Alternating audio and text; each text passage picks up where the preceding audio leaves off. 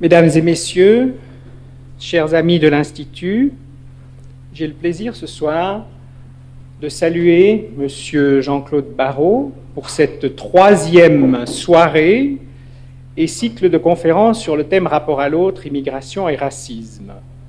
Un regard extérieur sur celui de la France. Monsieur Barrot parlera du thème de l'islam et de la modernité. Faut-il présenter M. Barrot? Je rappellerai très brièvement, car nous sommes brefs dans les présentations pour que vous puissiez entendre aussi longuement que possible M. Barrot lui-même.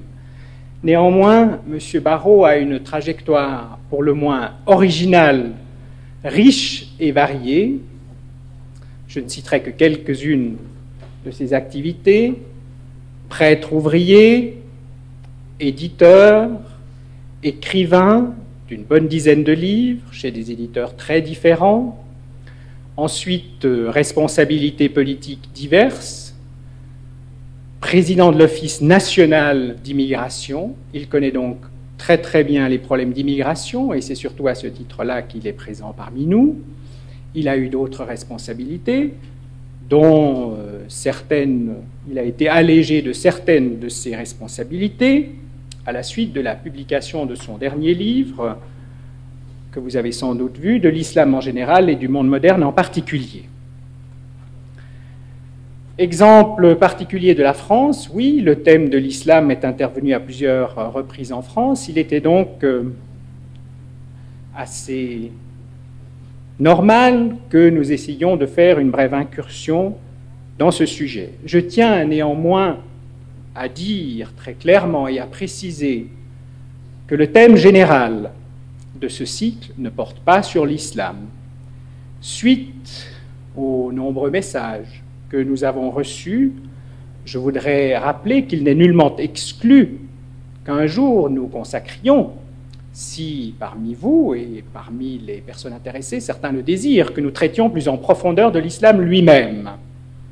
Je voulais que cette précision soit signalée d'emblée. Encore une fois, c'est le rapport entre islam et immigration dont il est question ce soir. Et surtout, de la longue expérience de M. Barrot dans le domaine de l'immigration, puisqu'il a accédé aux responsabilités les plus élevées au niveau politique en la matière.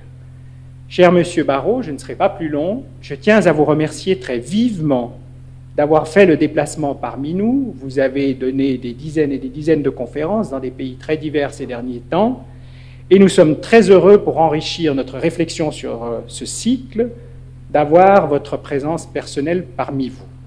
Merci encore, M. Barrot. La parole est à vous.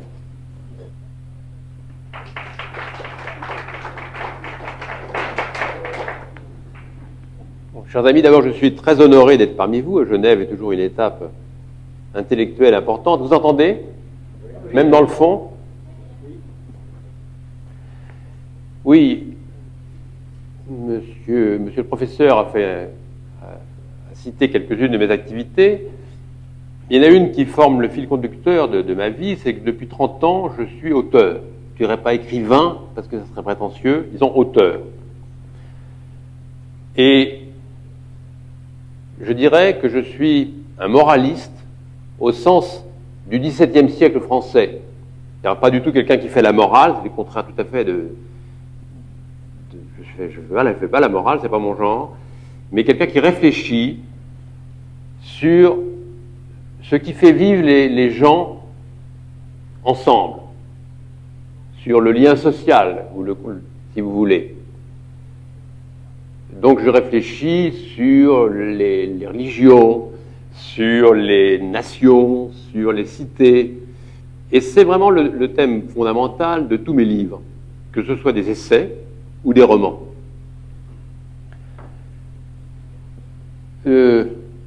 Depuis, bon, j'étais éditeur, avant j'étais ecclésiastique, mais depuis 10 ans, je sers la République française.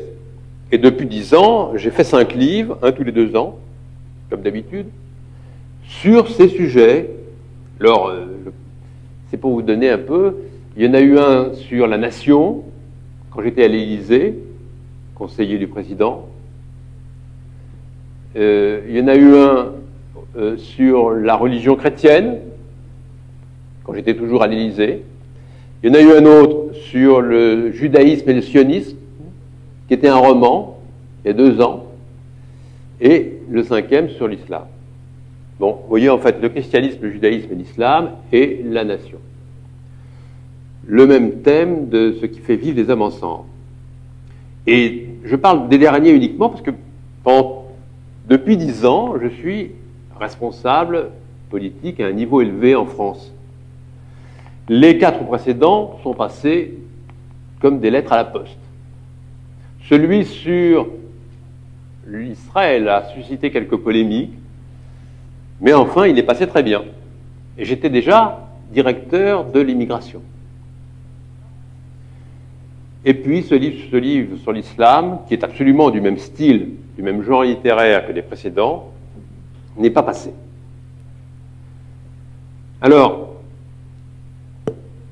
que je ne m'y attendais absolument pas, parce que ce n'est pas un livre, ce n'est pas un pamphlet, malgré le titre de la collection, ce n'est pas un livre qui manque aux obligations de réserve d'un fonctionnaire, puisqu'il n'y est absolument pas question ni de l'immigration, malgré le thème général de vos discussions, ni de la politique, puisque prudemment, le livre s'arrête avec l'arrivée de Bonaparte en Égypte en 1798, et que je ne cite aucun chef politique ni régime. C'est un livre, en fait, de théologie comparée, comme d'ailleurs celui que j'avais fait sur le judaïsme, sur l'islam et sur le christianisme.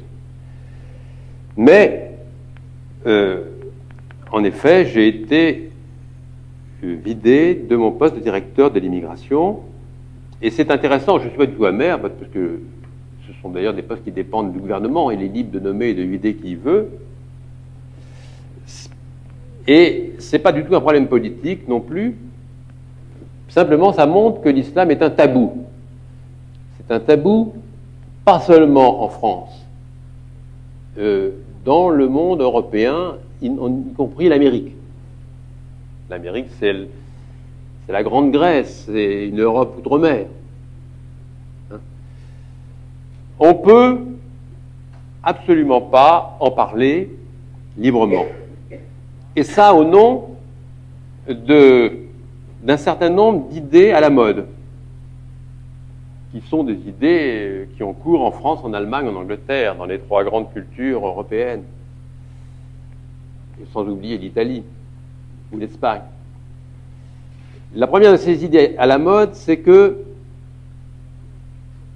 on ne peut pas juger de l'extérieur. On ne peut pas juger de l'extérieur. Donc, quand on n'appartient pas à une idéologie ou à une religion, pour moi, d'ailleurs, je définis mon vocabulaire, idéologie ou religion, c'est absolument comparable. Un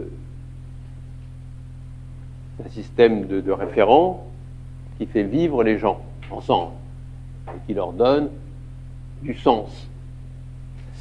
Alors, on ne peut pas en juger de l'extérieur. Si je ne suis pas musulman, je ne peux pas parler de l'islam. Et il ne faut plus faire de peine à personne. C'est le mauvais côté d'une excellente chose qu'est l'œcuménisme. Respecter les individus est une obligation, mais renoncer à penser, c'est quand même assez dramatique. Or, si on ne veut plus faire de peine à personne, on ne pense plus. Puisque Malraux a dit « penser, c'est comparer ». Il n'y a de pensée que comparatiste, il n'y a pas de pensée dans l'absolu. Et en fait, nous assistons aujourd'hui au renoncement à une idée qui a fait la grandeur de la civilisation européenne et son originalité par rapport à toutes les autres, qui était la prétention à l'universalité de la pensée critique. Prétention qui s'enracine déjà chez les philosophes grecs, et chez Socrate, mais qui, évidemment, explose dans les Lumières du XVIIIe siècle, et dans ce grand philosophe français qui était presque suisse, qu'on appelle Voltaire. Il y avait donc cette idée que la pensée critique n'a pas de borne, qu'elle doit s'attaquer à tous les sujets sans aucun tabou, qu'elle a une vocation universelle. Eh bien, cette idée qui a fait l'originalité, je dis, très profonde de la pensée européenne, elle est abandonnée par les intellectuels européens. Elle est abandonnée, il y a une négation de l'universalité de la pensée. On ne peut plus juger de l'extérieur, on ne peut plus comparer. Il y a des grands spécialistes des idéologies ou des religions, mais ces spécialistes sont enfermés dans leur spécialité, ils ne veulent pas la comparer aux autres corps de doctrine. Et en fin de compte, dans une civilisation qui a tout désacralisé, oui, désenchantement du monde, la désacralisation, qui n'est pas que positive, mais qui est un des grands aspects de la civilisation européenne et des Lumières. Aujourd'hui, il y a le retour du sacré pour les intellectuels, extrêmement fort, et on s'aperçoit que le sacré, c'est la religion des autres. Ce qui fait qu'en Europe, on peut dire le plus grand mal du christianisme sous toutes ses formes, et même du judaïsme qui est quand même assez européanisé, mais que l'autre par excellence étant l'islam, puisque c'est l'autre proche. La Méditerranée, c'est le Rio Grande de l'Europe. Le Rio Grande, c'est le fleuve qui sépare le Mexique des États-Unis. L'islam nous est proche. C'est donc l'autre par excellence. On ne peut donc rien en dire. Il ne faut pas faire de peine. Vous savez, c'est la grande mode. Philippe Solers dénonçait ça dans les universités américaines. On ne peut plus, dans les universités américaines, parler de rien. Si ça fait peur aux Hurons, aux Zoulous ou n'importe quoi, ou si ça vexe quelqu'un, on n'en parle plus. Donc c'est le titre du livre de Finkielkraut, oui, la démission, non, ça ne s'appelle pas la démission de la pensée, mais c'est la défaite de la pensée, mais c'est la même chose. Vous avez d'excellents professeurs à Genève, vous voyez. Alors, ce renoncement à l'universalité de la pensée rend évidemment scandaleux qu'un quidam prétende faire une comparaison entre l'islam et les autres religions et idéologies et avoir une vision critique. Critique ne veut pas dire négative, parce que je dis aussi du bien de l'islam dans ce livre, mais une vision avec ce qui me semble positif, ce qui me semble négatif. Bien évidemment, c'est une vision personnelle. Je ne prétends pas que ma parole soit une parole de vérité. Cette mode actuelle qui nie l'universalité de la pensée arrive d'ailleurs quand on dit que tout se vaut, que toutes les idéologies se valent. On dit équivalemment qu'aucune ne vaut rien. Si tout se vaut, rien ne vaut. La pensée est évidemment dialectique. Alors, dès qu'on dit quelque chose, il faut dire le contraire dans la parole suivante pour corriger ce qu'on vient de dire. Quand on compare, il faut en même temps pas oublier la grandeur de la religion qu'on critique ou de l'idéologie. Mais c'est vrai qu'on peut hiérarchiser, qu'on peut comparer. Et que l'islam, qui est la religion la plus proche de nous, on doit en parler.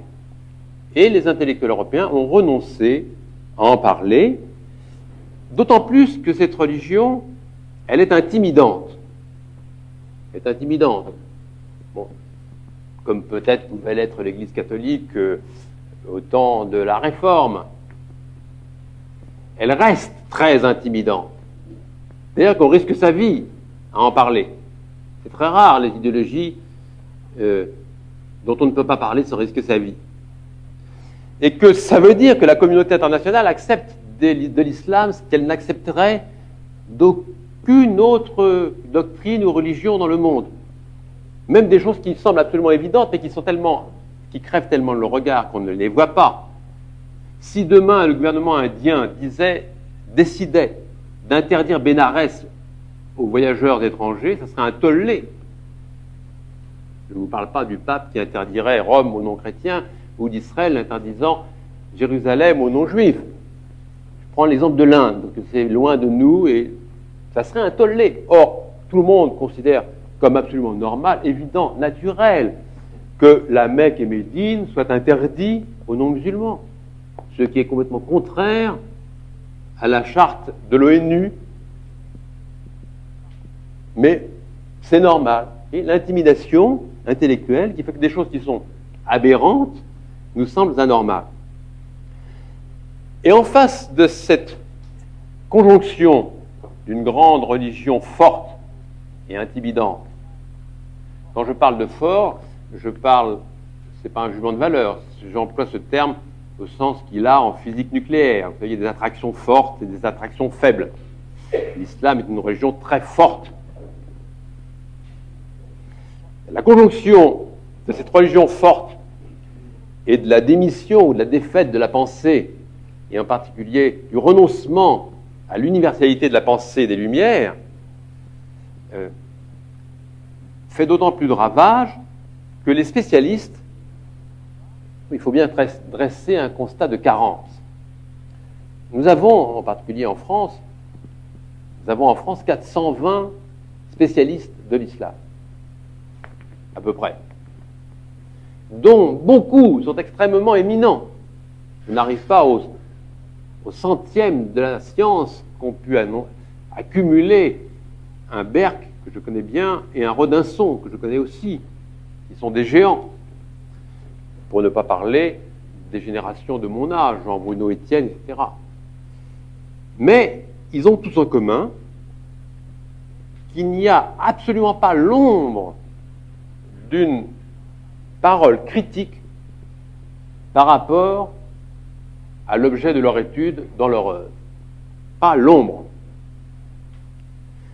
Et c'est pour ça d'ailleurs que mon livre, Modeste, a fait du bruit. Si les orientalistes ou les arabisants ou les islamologues, parce qu'il ne faut pas confondre évidemment l'islam et le monde arabe, ça n'a pas grand rapport, sauf la langue liturgique. Vous savez que les 4/5 des musulmans ne sont pas arabes et que beaucoup d'arabes ne sont pas musulmans. L'arabe, c'est l'origine, c'est la langue du texte sacré, mais il n'y a pas de rapport entre les deux. Mais si les islamologues avaient fait leur travail, mon livre serait passé complètement inaperçu. Dans l'édition française, il est paru 48 livres sur l'islam en 1991. Il a fait du bruit parce que les spécialistes ne font pas leur travail critique. Pourquoi? D'abord, parce qu'il y a l'amour du sujet. Tous les spécialistes sont amoureux de leur sujet. C'est normal. Et c'est digne. On ne peut pas étudier ni consacrer sa vie à quelque chose sans être passionné. Autrement, ce serait du masochisme.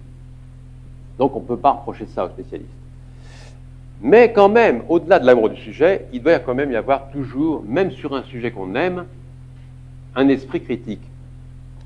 Et là, le renoncement à l'esprit critique, ça va plus loin. C'est une compromission qui est bien au-delà de l'amour du sujet et qui tient à ce que je vous disais sur l'intimidation musulmane. C'est-à-dire qu'aujourd'hui, encore, un spécialiste qui dirait des paroles critiques sur l'islam, il renoncerait, mais je dirais même pas, il renonce à son métier. C'est-à-dire que l'étude du persan, de l'arabe, etc., les investissements qu'il a fait pendant des années de formation formidable, etc., tout serait perdu. L'islam ne supportant pas la critique, si un spécialiste est critique, il arrête d'être islamologue. Et là, évidemment, on arrive à la limite de la compromission, qui n'est plus l'attrait légitime pour le sujet. Et il y a 20 ans, par exemple, il y avait le même phénomène avec les sinologues. Rappelez-vous qu'au temps de Mao, pratiquement tous les sinologues étaient maoïstes. Ils nous expliquaient avec beaucoup de compunction que c'était le dernier mot, le nec plus ultra de la libération de l'humanité. Et que la Chine allait se réveiller, comme a dit un de nos hommes politiques qui n'était pas spécialiste, sous la pensée de Mao. Et il a fallu qu'un non-spécialiste absolu, qui était consul général, non pas de Suisse, mais de Belgique, en Chine, qui a pris le pseudonyme de Simon Less, et qui n'était pas du tout spécialiste, disent « mais Mao, c'est pas si bien que ça. Il y a des problèmes. Ombre chinoise. » Ça a fait un scandale inouï à l'époque. Ben c'est ça que j'ai fait avec ce livre sur l'islam. Je ne suis pas du tout spécialiste de l'islam. Je ne peux en rien me comparer à Berck ou à Rodinson, bien que, comme Simon Less pour la Chine, je connaisse bien les pays musulmans, que j'ai parcouru pratiquement tous, du Maroc au Pakistan et de l'Asie centrale ex-soviétique au Yémen, y compris l'Arabie saoudite et l'Iran, et que j'y ai aussi travaillé, puisque j'ai été pendant 3 ans directeur de la mission française de coopération à Alger. Mais, et puis depuis que je suis jeune homme, depuis ma jeunesse, qui est déjà ancienne, dans le temps, j'ai été fasciné par les pays, par l'islam, par l'exotisme musulman, par tous ces pays que j'ai parcourus longuement. Et en plus, j'ai une autre raison quand même qui fait que je ne suis pas complètement un béotien dans l'affaire, c'est que j'ai été quand même théologien, professeur de théologie, que donc je connais un peu les religions ou la religion, que je peux comparer de manière assez pertinente les corpus doctrinaux des religions. J'ai donc là une vraie compétence, mais malgré tout, je ne suis pas spécialiste du tout. Ceci dit, je crois que le texte que j'ai fait ne contient pas d'erreur notoire. D'ailleurs, s'il en contenait, les orientalistes qui ont quand même été attaqués, parce que les seuls que j'attaque, ce n'est pas du tout les musulmans, j'attaque pas les musulmans dans ce livre. C'est un livre très respectueux pour les musulmans. J'attaque les orientalistes qui ne font pas leur métier. Pensez bien que si ce livre avait prêté à critique, il aurait été démoli. Or, il ne l'a pas été. Il y a eu des indignations vertueuses, il n'y a pas eu de contestation sur les faits et sur la description. Donc, il y a un tabou. Ce tabou repose sur l'intimidation que l'islam, religion forte, exerce aujourd'hui, comme d'autres religions ont pu l'exercer dans le passé, parlons de l'Église catholique. Il repose sur des idées à la mode qui sont des idées relativistes et sur le renoncement général de l'Europe à l'universalité de la critique, de la pensée critique. Et il repose sur la carence des spécialistes qui, à la fois par amour du sujet et aussi par compromission de carrière, ont abdiqué, y compris les plus grands, leur esprit critique. Alors, après cette introduction, on peut en effet faire de la théologie comparée, ou comparer les jeux. Quand on compare, quand on regarde, par exemple, moi j'ai la chance de n'avoir pas été élevé par des chrétiens. J'ai été élevé dans un milieu athée, complètement athée, et j'ai été baptisé à 18 ans. J'ai donc choisi ma religion sur le marché, en comparant, déjà à l'origine. Donc ça m'est naturel de comparer. Mais déjà, quand j'avais 18 ans, j'avais tout de suite vu que Mahomet, il est comparable à Moïse. Bien évidemment, ce n'est pas une insulte de dire que Mahomet est comparable à Moïse, Moïse étant reconnu par l'islam lui-même comme un très grand prophète. Ils sont absolument comparables. Ce sont des chefs de peuple, des chefs de tribu, disons. Ce sont des législateurs, ce sont des chefs de guerre et des libérateurs de leur peuple. Du reste, Mahomet admirait beaucoup Moïse et a repris intégralement les 10 commandements de Moïse.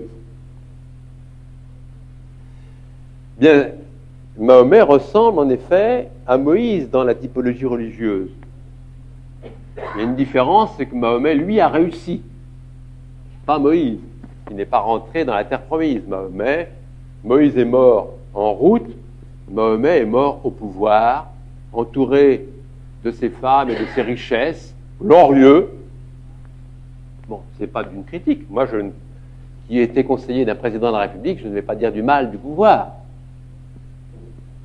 Mais il a réussi. Hein?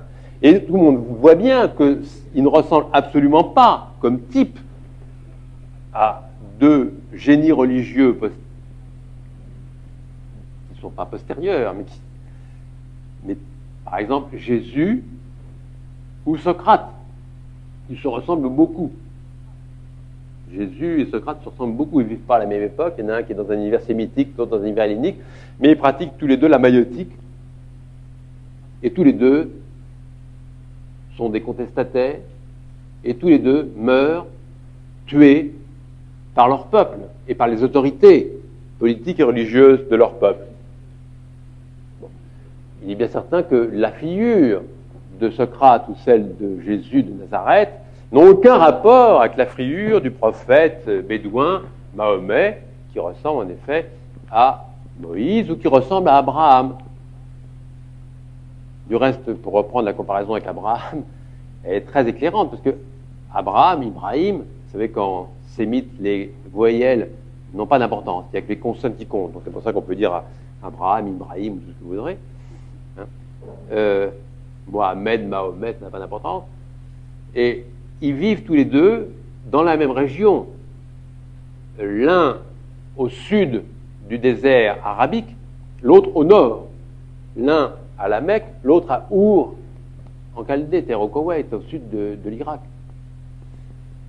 Ils sont tous les deux entrepreneurs de caravanes, tous les deux quittent la ville idolâtre, Our ou la Mecque, pour une semblable égire au désert, et ils découvrent le Dieu au-delà des idoles.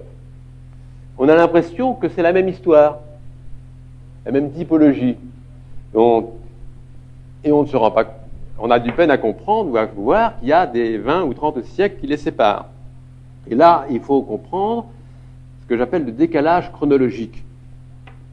C'est-à-dire que les hommes ne sont pas, plutôt n'étaient pas, parce que ça cesse de plus en plus d'être vrai, et c'est justement ça la radicale nouveauté du monde moderne, les hommes ne sont pas ou n'étaient pas contemporains.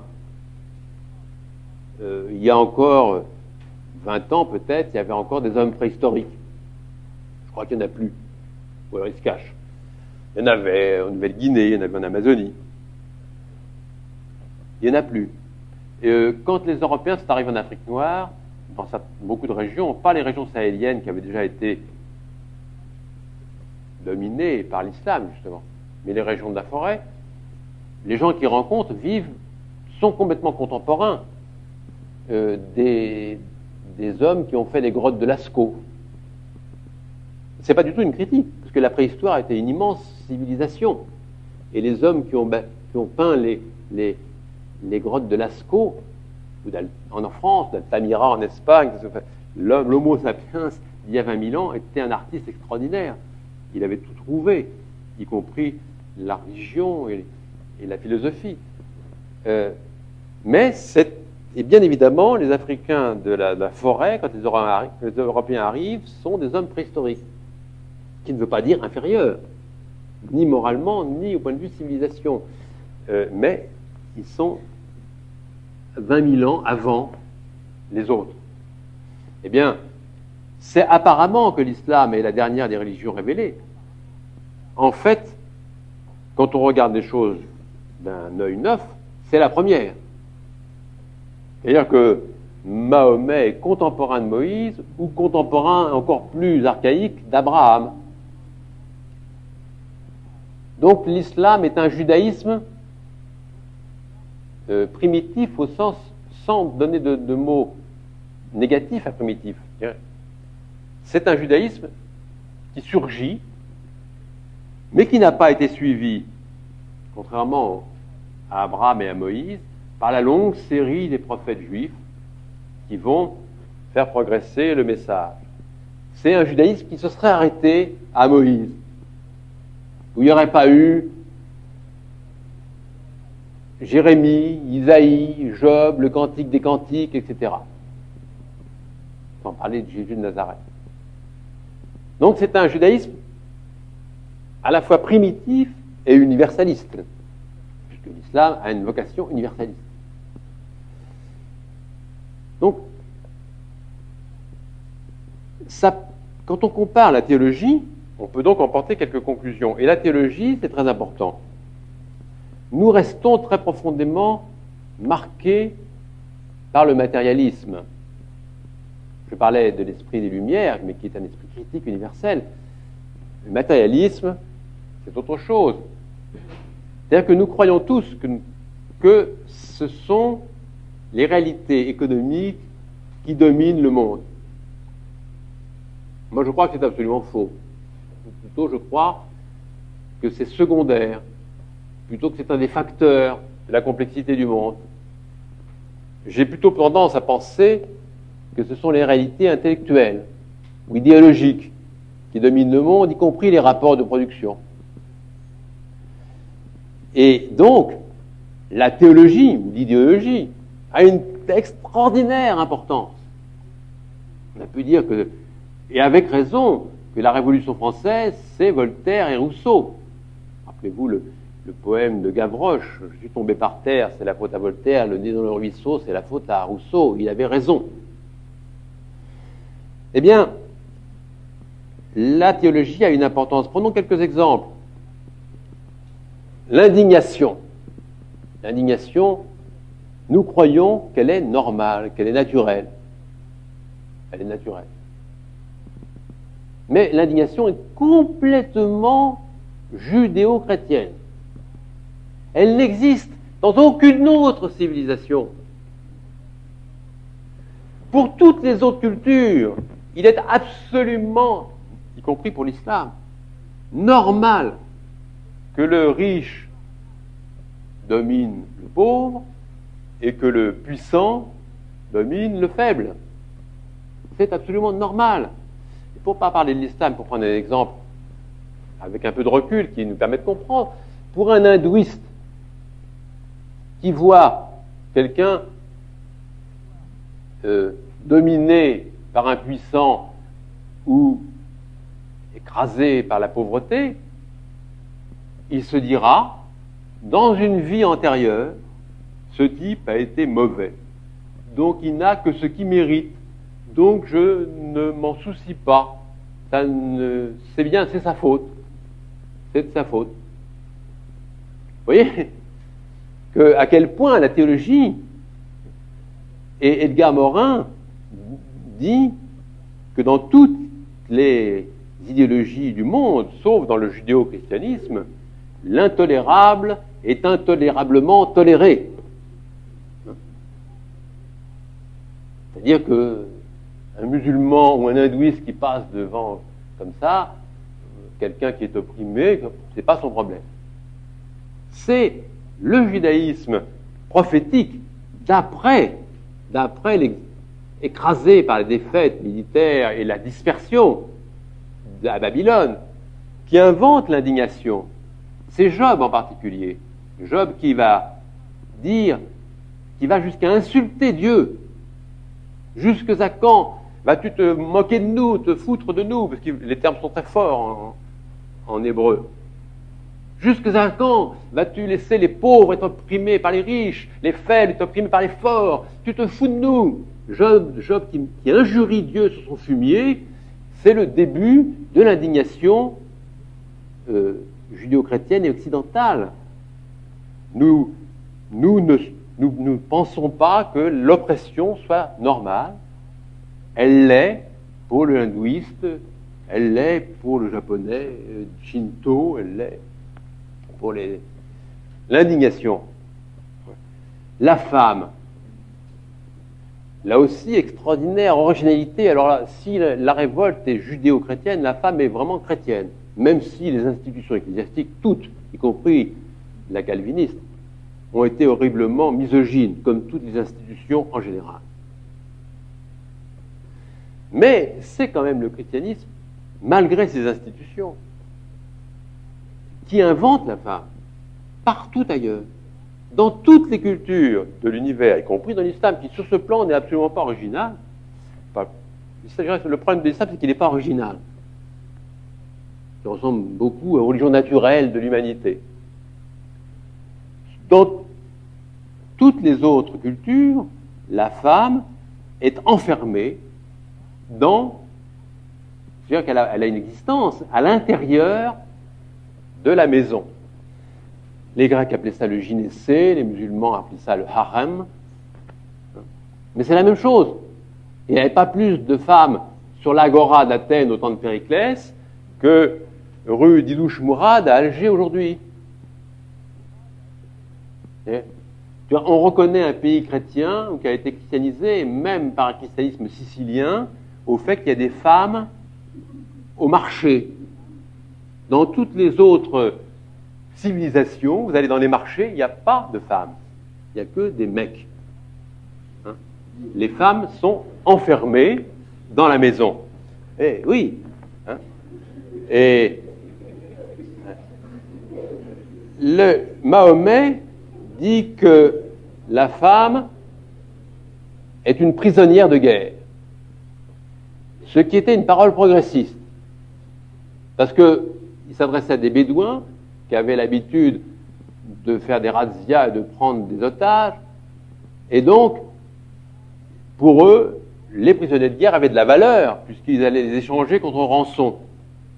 Donc, en disant aux bédouins que la femme est prisonnière de guerre, Mahomet leur dit, accordez au moins à vos femmes la valeur que vous accordez à vos prisonniers. Parce qu'elles n'en avaient pas pour eux. Donc c'est une parole progressiste, mais c'est un progressiste quand même extrêmement limité. Et la prison de la femme, c'est la maison de son mari, ou la maison de son père, ou de son frère. Et d'une certaine manière, l'islam a poussé l'enfermement de la femme plus loin qu'aucune autre religion traditionnelle. Parce qu'il y a même une haine du corps de la femme. Alors que si la femme japonaise ou la femme indienne sont extrêmement dominées et enfermées aussi, au moins il y a l'érotisme, au moins il y a les belles robes, au moins il y a la beauté du corps de la femme qui est magnifiée par les religions de ces pays. L'islam est une religion d'hommes où le corps de la femme est caché, voilé, les formes gommées, et on l'enlaidit à plaisir.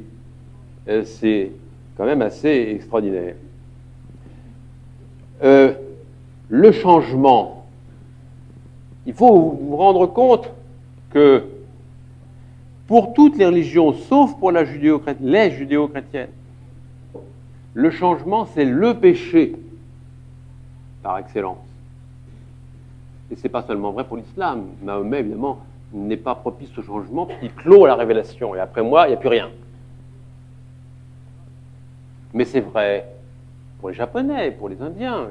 C'était vrai pour les hommes de l'Antiquité, nos philosophes grecs qui avaient tout de même inventé l'esprit critique, mais pas de changement. Pas de changement. Le changement, c'était l'horreur. Société mandarinale, immobile, qui se réplique perpétuellement, où le temps est une roue qui revient sur elle-même. Et donc, les Chinois ou les Grecs ont tout inventé, mais ils ne se sont servis de rien. Parce que, évidemment, il ne fallait pas changer. Alors, les inventions, ça restait des jeux de l'esprit, des jeux d'échecs. Les Chinois inventent la poudre à canon et la boussole, mais ce sont les Européens qui vont s'en servir. Et aussi, dans l'islam, mais ça c'est à peu près commun à toutes les religions, y compris au judaïsme, aucune séparation entre le religieux et le spirituel, entre la politique et la citoyenneté, et la religion. Et mélange total. Là, c'est une invention complètement chrétienne aussi, que la séparation du domaine politique et du domaine religieux. Je ne veux pas dire que les églises ou les institutions chrétiennes, même Calvin est devenu un dictateur, n'ont jamais mélangé, Mais dans la typologie, dans la théologie chrétienne, il y a la distinction très nette entre César et Dieu, et entre le pape et l'empereur, entre le pouvoir temporel et le pouvoir spirituel. Et tous les souverains catholiques, avant la Réforme, et évidemment encore plus après, même très catholiques, sont complètement en lutte contre le pouvoir spirituel, la lutte du sacerdoce et de l'Empire, pour préserver l'autonomie du politique, ce qui est évidemment absolument impensable, ni même incompréhensible dans un esprit musulman ou même dans un esprit juif. La citoyenneté chez les musulmans comme chez les juifs, ou d'ailleurs la plupart des religions, est fondée sur l'appartenance religieuse.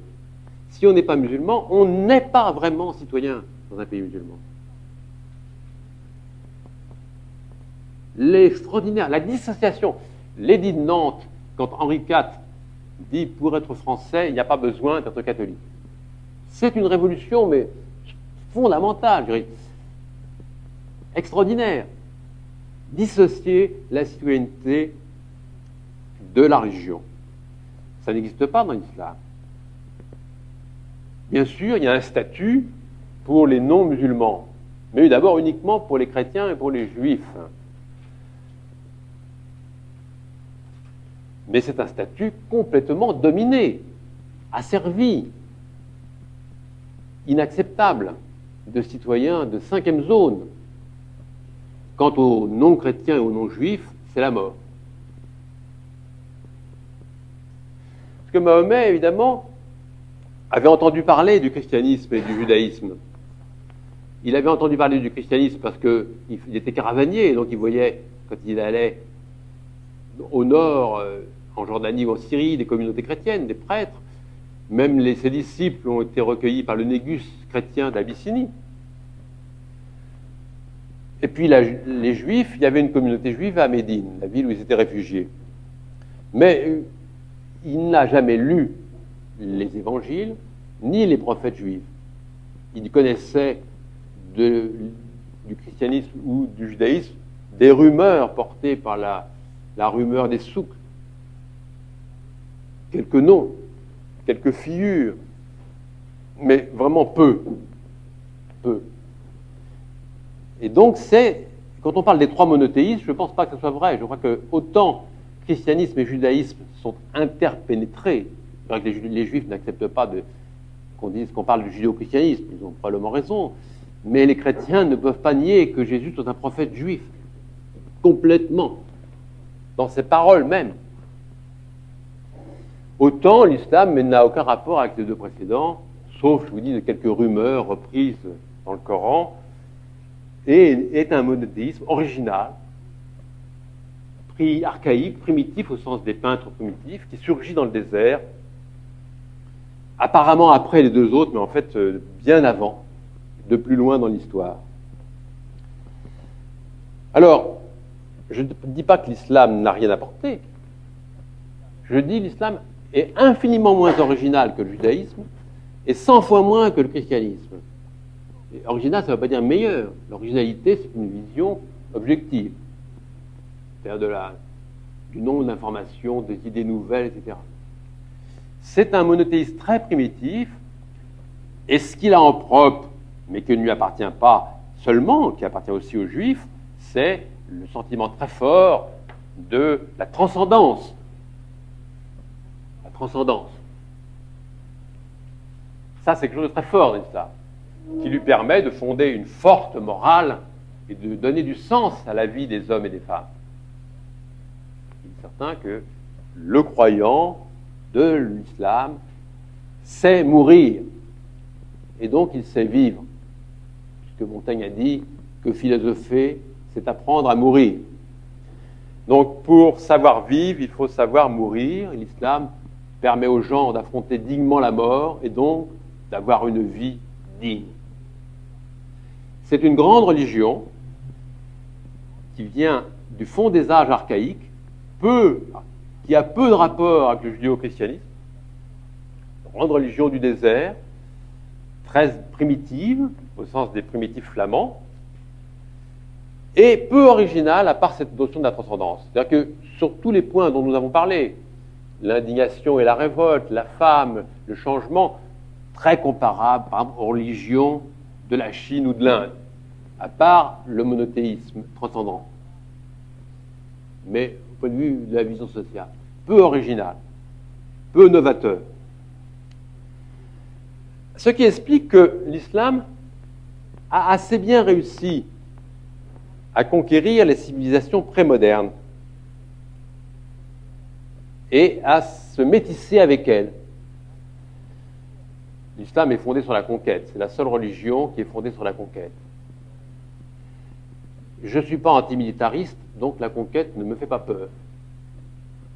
Mais c'est un fait que le christianisme ne commence à se répandre par les armes qu'avec Charlemagne. Il a quand même attendu 8 siècles pour se faire. Et que pendant les 7 premiers siècles, il se répand par la mission d'homme à homme, de pauvre à pauvre, au ras de terre, sous la persécution, comme le bouddhisme. Et que Jésus était pacifique, pas pacifiste, parce qu'il ne demandait pas aux soldats de déserter. Mais Bouddha était lui carrément pacifiste, carrément pacifiste. Tandis que l'islam, c'est une religion à la Moïse, guerrière. Mahomet est un homme de guerre, il livre des batailles, qu'il commande, et ses disciples font tout de suite la même chose. Donc, en quelques décennies, et non pas en quelques siècles, qui est la vitesse normale quand les idéologies se répandent par leur seule force, en quelques décennies, il fait la conquête d'une grande partie du monde. Pour la simple raison, facile à comprendre, que les nomades, que Grousset a très bien expliqué dans l'Empire des steppes, mais il ne parlait pas de l'islam, mais il parlait des Mongols, mais c'était la même chose. Les nomades, avant l'invention de l'artillerie, dominaient les sédentaires militairement. Les empires sédentaires réussissaient à résister aux nomades, parce qu'en général, les nomades étaient désunis en milliers de tribus, et les sédentaires unis. Alors l'Empire romain avait son limès, l'Empire de Chine, qui ressemblait beaucoup à l'Empire romain, avait son muraille, qui est la même chose que le limès. Mais quand les nomades s'unissent sous la direction d'un chef prestigieux, comme Gengis Khan, par exemple, pour les Mongols, ou Mahomet pour les Arabes d'Arabie, les sédentaires deviennent la bombe atomique. On ne peut pas leur résister, parce qu'il n'y a pas... Et les coups de canon d'Ivan le Terrible qui dispersent les Mongols de la Horde d'Or, c'est un changement d'ère historique. Donc, les Bédouins arabes, réunis, alors qu'ils étaient depuis les origines séparés en centaines de tribus, réunis par une forte religion, vont être une force militaire d'autant plus dévastatrice que les empires du Nord n'avaient absolument pas l'habitude de se défendre de ce côté-là. Depuis la nuit des temps, les invasions venaient du Nord, aussi bien en Chine qu'en Europe, que dans l'Empire romain. Du Sud, il ne venait rien de menaçant. Donc il y a eu une surprise totale. Et en quelques années, l'islam fait la conquête d'une grande partie du monde, toujours porté par des nomades. Ça n'a rien. D'abord par les Arabes, ensuite par les Maures de Mauritanie, et enfin par les Turcs des steppes froides, et aussi par les Mongols, et des steppes froides également, qui finissent par devenir musulmans en immense majorité. D'ailleurs, cette conquête a été dramatique comme toutes les conquêtes. Hein. Là aussi, les orientalistes nous ont montré une légende dorée de la conquête musulmane qui est absolument inacceptable. Ça a été une énorme régression historique. Le Pirène a très bien montré que l'islam avait cassé la Méditerranée en deux, c'est-à-dire l'univers en deux. Avant, c'était c'était Mare Nostrum, c'était une espèce d'univers, il n'y avait pas de différence entre Alexandrie et Marseille, et puis tout d'un coup, crac. Mais toutes les conquêtes sont dévastatrices. Et les conquêtes chrétiennes l'ont été aussi, puisque en 1492, quand les Espagnols vont se jeter comme un vol de gerfaut sur l'Amérique près incaïque ou aztèque, ça sera la même chose. Donc, là aussi, la légende dorée et les conquêtes. Mais quand même, après la conquête, ils se sont installés et ils se sont intégrés les civilisations préexistantes. Et il y a eu un métissage réussi qui a donné, il faut le reconnaître, de beaux fruits, en particulier les grands philosophes musulmans comme Avicenne de Boukhara en Asie centrale, qui pour moi est des génies de l'humanité, et aussi l'art. les musulmans vont assurer un espace de diffusion. Ils n'ont pas inventé rien parce que c'était des nomades qui n'avaient pas... c'était comme les Bédouins de Mauritanie. Ils pouvaient pas avoir... Ils avaient une grande civilisation de nomades, mais pas une civilisation de sédentaires. Mais ils ont donné leur diffusion à la civilisation préexistante qui était les civilisations hellénistiques byzantines ou romaines, ou les civilisations indiennes, ou les civilisations persanes. Et ça va marcher. Ça va donner l'Alhambra, ça va donner la mosquée de Damas, ça va donner la mosquée Batchachi à Lahore, ça va donner plein de belles choses. Seulement, ça ne marchera pas avec le monde moderne. Ça a marché avec toutes ces civilisations, l'hellénistique, la persane et l'indienne, qui sont les trois zones culturelles que l'islam a submergées, pas avec la modernité. Et la modernité, qu'est-ce que c'est? La modernité, c'est quelque chose de complètement nouveau qui apparaît dans l'histoire du monde à la Renaissance et qui est complètement idéologique. Qu'est-ce que c'est? Ce sont trois idées bouleversantes. D'une part, la liberté, l'autonomie, un individu libre.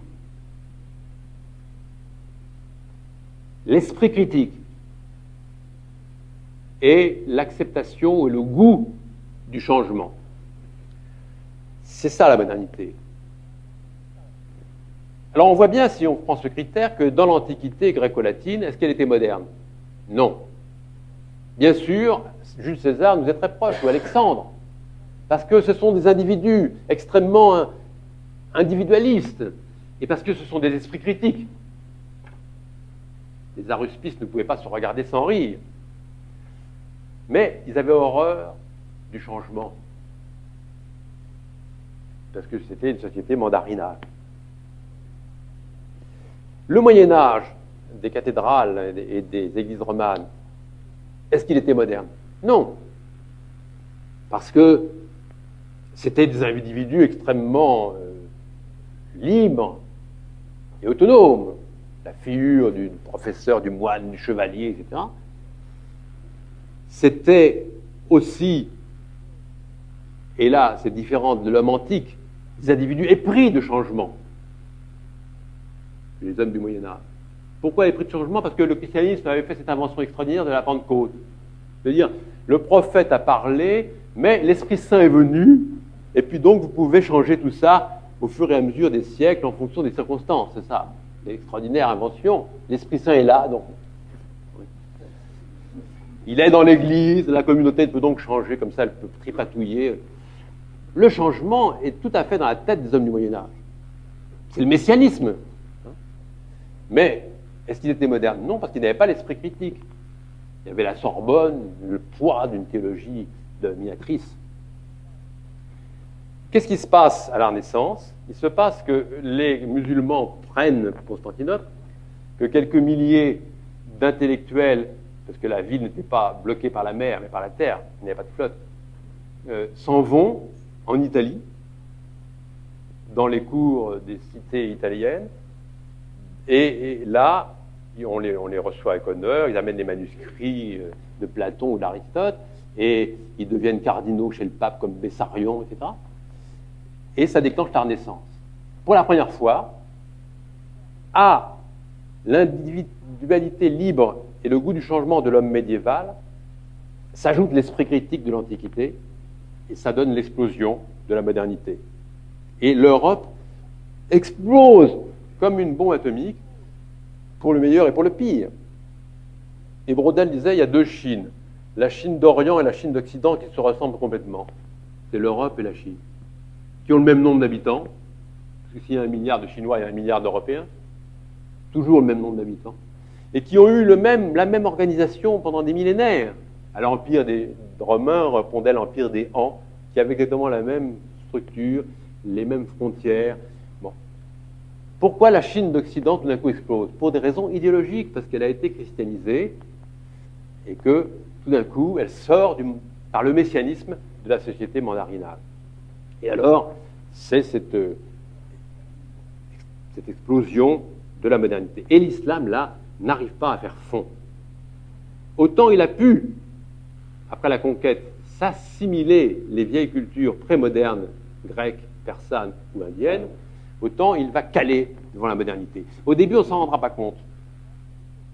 Parce que l'Europe, qui a arrêté l'islam devant Vienne et Alépante, est partie conquérir le monde, et en particulier les Amériques, et faire le tour du monde en bateau, et qu'elle tourne le dos à l'islam complètement.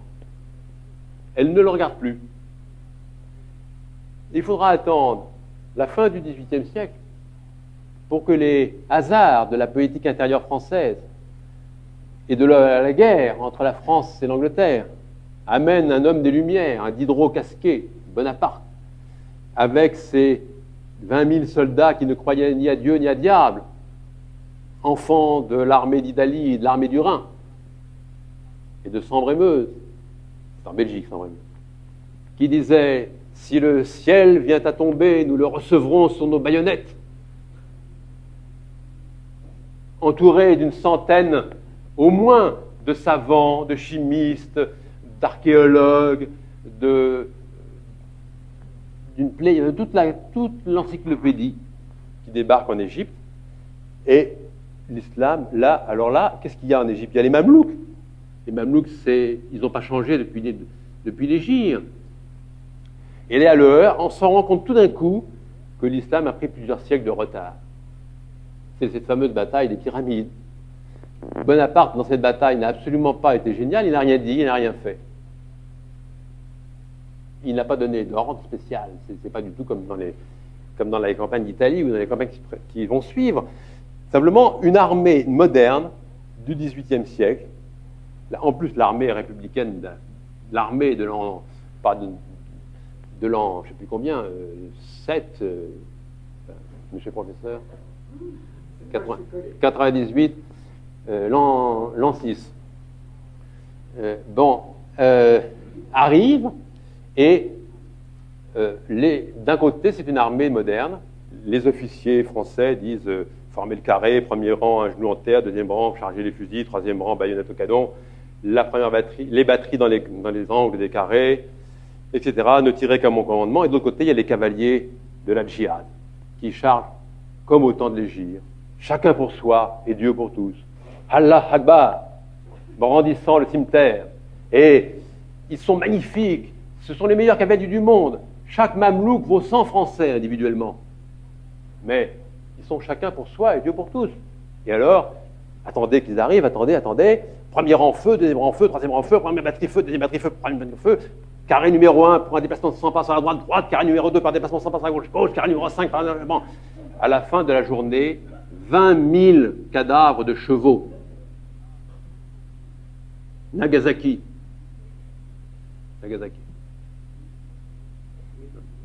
Et les notables d'El-Azhar affolés qui vont trouver Bonaparte dans son camp, très basané Bonaparte, et qui lui disent en tremblant « Dieu est grand !» Et il leur répond « Oui, mais moi, je suis là. »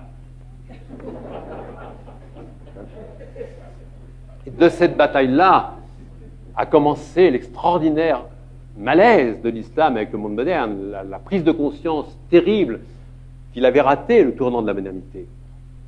Et tous les réformateurs musulmans l'ont dit. C'est pour ça que mon livre est complètement banal. Je suis le premier à avoir dit que l'islam a des rapports avec le monde moderne. Mustafa Kemal le dit. Habib Bourguiba le dit. Nasser le dit. Saddam Hussein le dit.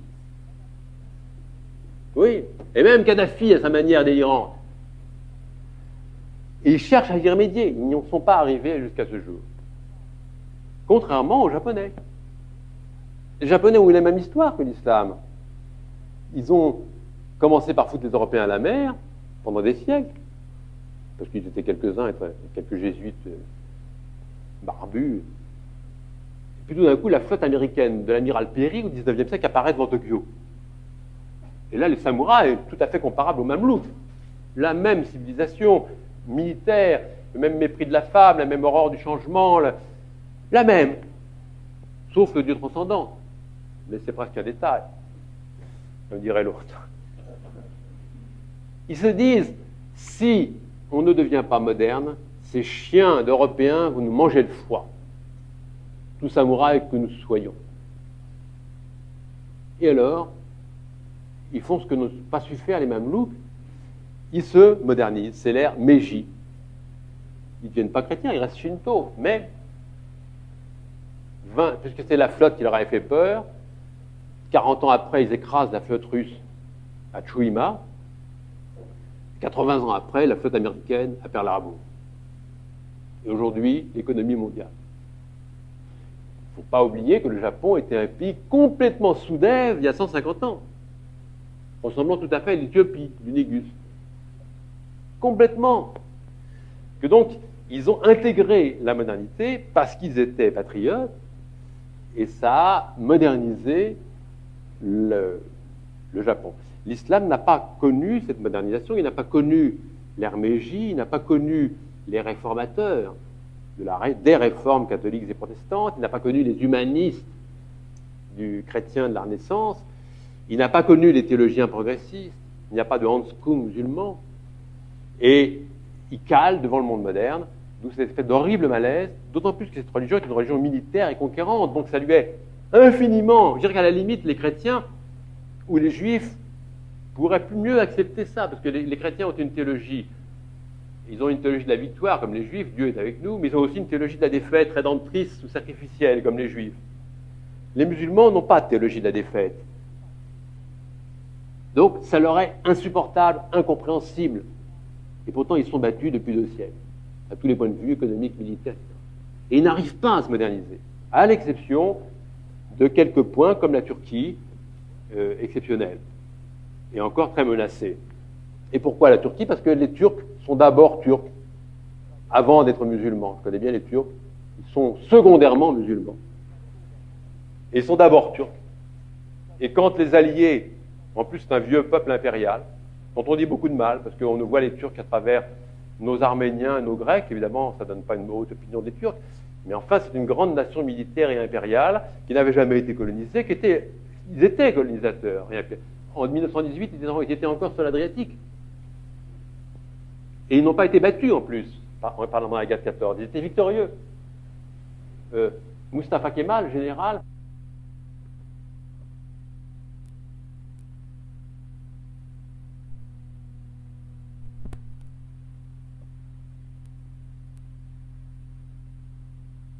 le successeur, le calife et le commandeur des croyants dans un bateau pour l'Angleterre, pour sauver la patrie, plutôt que de rester musulman en la perdant.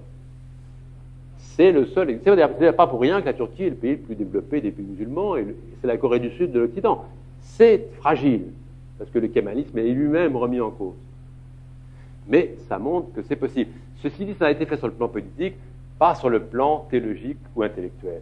Et je crois que l'islam, s'il veut survivre, doit faire son aggiornamento, il doit accepter les questions de la modernité, les surmonter, s'habituer à la critique, s'intégrer ce qu'il y a de bon dans la modernité pour essayer de garder son âme. Bien. Maintenant, on peut passer aux questions.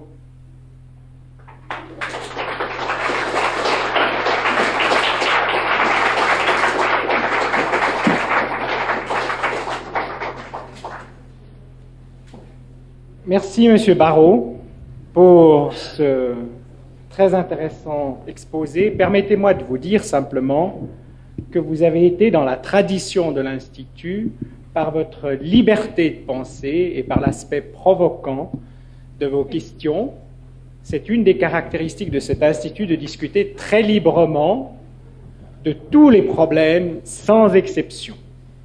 Sur ce, Monsieur Barrault, les questions vont sans doute être nombreuses. Je vais essayer, bien entendu, d'abord de laisser la discussion très ouverte, et par la suite, je me permettrai, comme d'habitude, de grouper les questions pour que nous puissions quand même en prendre un grand nombre au cours de cette soirée. Et vous savez qu'à la fin de la partie questions, l'orateur est encore à vous, mais cette fois autour d'un rafraîchissement. Alors, parmi les premières questions, les mains se sont déjà levées, nombreuses. Alors, monsieur qui a insisté au fond de la salle, commencez donc. Monsieur Barrault, bonsoir. Bonsoir. Attendez une seconde, on va vous donner le micro. J'ai le micro. Vous avez? Moi ici. Personnel. Le beau jeune homme qui est là. Alors écoutez, une chose, simplement, une question d'ordre, ça vaut pour tout le monde.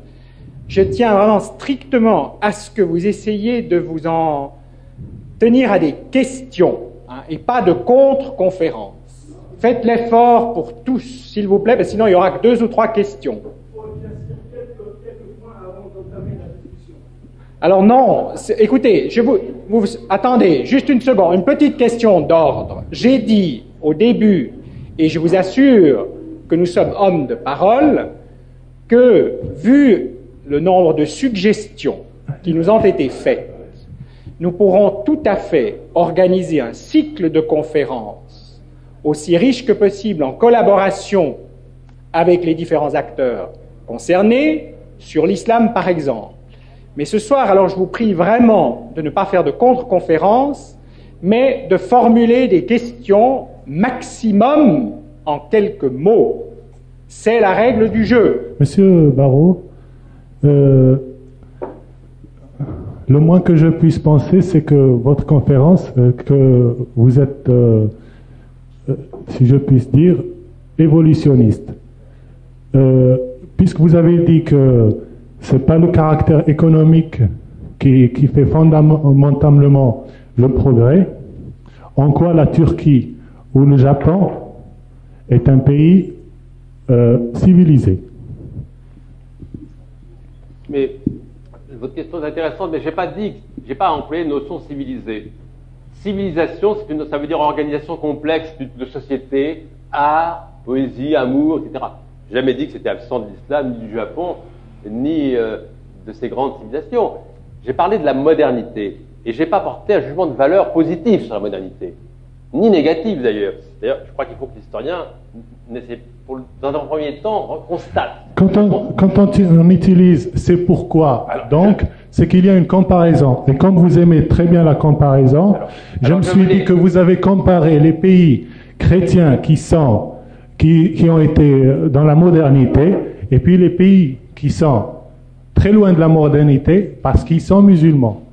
Je ne défends pas ni l'islam ni rien, mais je défends un langage, que je sois musulman ou chrétien ou athée, je défends un langage intellectuel. Je suis très jeune, vous êtes Monsieur Barrault, mais je me demande que... Mais vous avez complètement compris ce que j'ai voulu dire, et vous ne caricaturez pas du tout. Je constate que la modernité est sortie du judéo-christianisme et qu'elle n'est pas sortie de l'islam, ni de l'hindouisme, ni des religions chinoises ou japonaises. Est-ce que c'est un bien? Est-ce que c'est un mal? C'est un autre problème. Un problème spirituel. Chacun est libre de penser que on peut même penser. Il y a des gens dans le monde moderne qui pensent que la modernité est une épidémie épouvantable, que c'est un vrai sida et que ça n'a pas été un bien. Il y a une tendance chez les écolos en particulier. Bon, on peut penser que c'est un mal. Je pense que simplement c'est un fait. Mais vous avez utilisé le mot sous-développé. Non, mais s'il vous plaît, alors, un peu d'ordre dans la discussion. Pas de réplique, s'il vous plaît. Vous aurez le temps pour d'autres questions, mais pas tous en même temps. J'ai utilisé le mot sous-dev au sens qu'il a dans le langage commun, c'est-à-dire qu'il n'est pas dans la manière de gérer une société du monde moderne. Ça ne veut pas dire inférieur, puisque j'ai dit au début, par exemple, que même les sociétés préhistoriques étaient peut-être supérieures au point de vue poétique ou artistique à la société moderne. Mais simplement, je prends une comparaison. Je crois que le monde moderne, j'ai parlé du nucléaire, parce que je pense que c'est tout à fait ça.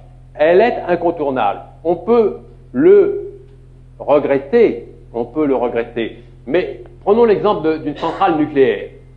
Le nucléaire est certainement, quand il est bien géré, je parle de l'industrie nucléaire civile, l'énergie la moins polluante et la plus sûre qui soit. Le vrai problème que ne disent pas les écolos, c'est que le nucléaire est un pari sur l'avenir. Quand on fait une centrale, on parie que nos petits-enfants auront encore la volonté d'être ingénieurs pour l'entretenir, même si elle est arrêtée. Le nucléaire, il faut gérer les déchets et les suites pendant des générations. C'est la première fois dans l'histoire de l'humanité que nous engageons l'avenir de cette manière. Or, c'est ça la modernité, c'est une centrale nucléaire. Alors vous pouvez dire elle est mauvaise.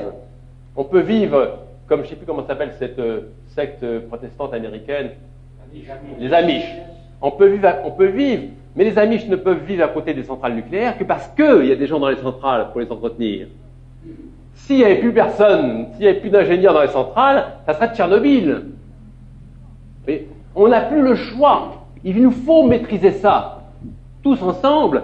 Et je dirais, l'islam n'a plus le choix de choisir la modernité ou pas. Elle est là. Il peut sauver son âme et peut-être sauver la modernité en lui donnant une arme. C'est ça que je voudrais faire si j'étais musulman. Mais peut-être. Donc, vous voyez, il peut faire ce que les Japonais ont fait. Et peut-être mieux, en sauvant son âme davantage, mais il faut qu'il intègre les paramètres de la modernité, autrement il sera balayé. Et les intégrismes ne sont pas un signe de vie. Laissez-moi vous dire en tant que théologien que l'intégrisme est un signe de mort et de rigidité cadavérique. Une religion vivante, et l'islam quand elle a été vivante, est une religion ouverte. J'ai parlé d'Avicenne. L'intégrisme est un succès apparent qui précède la mort. C'est l'ultime sursaut tétanique. Donc ce n'est pas du tout un signe de survie, au contraire.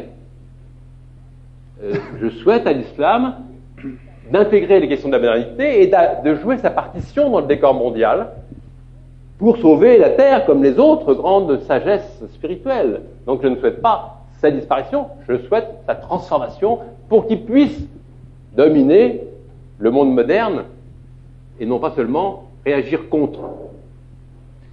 Alors écoutez, monsieur, je voudrais vous dire d'abord, vous allez laisser la parole à quelques autres personnes. Vous êtes déjà debout avec le micro, vous avez posé... Je vous prie, d'abord, ce sont d'autres personnes. Mais bien sûr, écoutez, vous avez vu, il y a plusieurs personnes qui posent des questions. Monsieur, je vous prie de respecter un minimum de débat ici. Donnez-moi la parole. Non, pas pour le moment. D'abord, ce sont d'autres personnes qui ont levé la main. C'est du fascisme, ça. Oui, d'accord. Nous ne sommes pas habitués à cela. Écoutez, je vous aurai encore la parole, je vais vous le dire. Mais vous aurez... Bien, alors, écoutez, il y avait... Attendez, il y avait au moins 3 ou 4 autres personnes qui ont tout de suite levé la main en même temps que vous. Mais oui, monsieur, vous aurez la parole, mais vous êtes d'accord que je donne la parole à 4-5 personnes? Alors, il y avait un monsieur, là, vous. Monsieur, vous avez levé la main. Ensuite, il y a 1, 2 et 3. Madame, vous... Je suis le premier à demander la parole. Donnez-la-moi, mon Dieu. Mais vous l'avez déjà eu.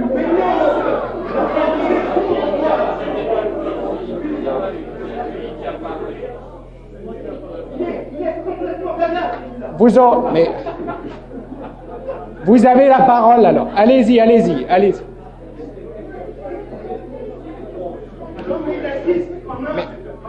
Mais attendez.